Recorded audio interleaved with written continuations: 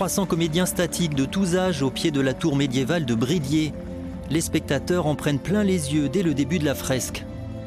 Avant la tombée de la nuit, les acteurs, tous bénévoles, se retrouvent dans plusieurs coulisses pour enfiler les costumes.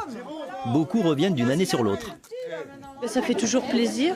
C'est des moments conviviaux, de rencontres et de partage. Et puis pour nos jeunes, ça permet d'apprendre un peu le côté histoire. Et cette année, le public fait une plongée dans l'histoire de la Deuxième Guerre en France. Le spectacle conçu l'an dernier a voulu célébrer le 80e anniversaire de l'appel du général de Gaulle. En fil rouge de la fresque, un groupe de 5 résistants creusois qui vont faire partie du réseau Roland. Mais maintenant, il nous faut agir.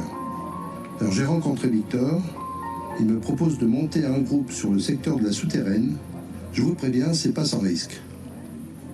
Bon, êtes-vous prêts ? Si on est là tous les trois, c'est qu'on suit.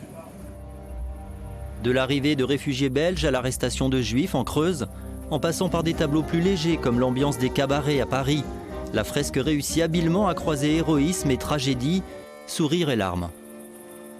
Le voir retranscrit comme ça avec des personnages vivants, c'était très émouvant. Vraiment un très beau spectacle. Après l'annulation de la fresque l'an dernier en raison du Covid, tout le monde s'est remobilisé. 500 bénévoles en tout.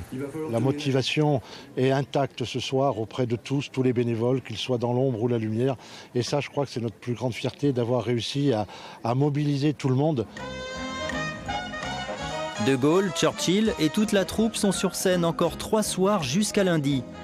Il reste des places et le pass sanitaire est exigé.